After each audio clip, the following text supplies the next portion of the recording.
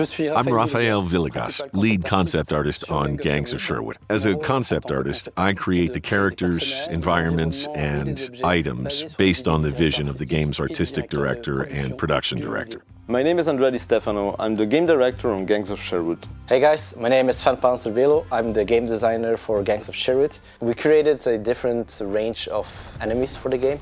We have weaker enemies who alone are basically punching bags for the player, but become a huge threat the larger they are in numbers. But then on the other side we have the elite enemies who they themselves pose a huge threat onto the player team. We have different roles for the enemies. For example, we have the priority targets. A good example of that is the flag bearer, who left alone will buff his allies around him. And then on the other side we have base breakers. A good example of that is the berserker, who constantly tries to jump in on the players and try to interrupt their current combos. And of course, we wouldn't be an action game if we didn't have bosses.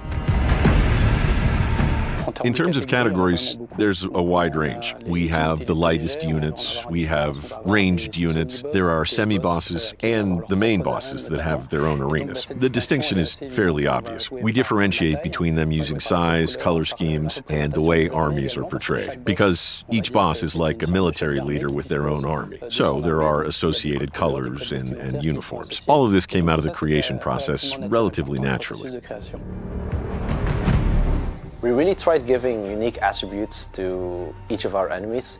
For example, one of my favorites is the captain, who leads a personal squad of dragoon enemies. The captain can give orders to his dragoon enemies to specifically target and give out unique attacks to one specific player. But then we have, for example, the shield puncher, who has a giant indestructible shield that the player cannot break, and the player must trick the shield puncher to expose his back so that the player can actually defeat him. For armor, we decided to go with animal-styled armor for some of the elite units. This wasn't random. They have a direct connection with English coats of arms. We wanted to go a bit further than just banners and color schemes. We even used sculpture to make the enemies more epic. So we end up with a complete representation of Richard the Lionheart, of course, and the Nottingham Stag.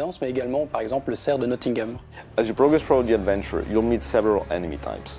Some of them are regular soldiers, while others, they're designed to be scary. They're dangerous. They can jump from one side to the arena to the other in a blink. Some of them are inspired by animals. Some of them require energy. Some of them can handle your whole group in one blow. And of course, there's very impressive bosses. But we want more!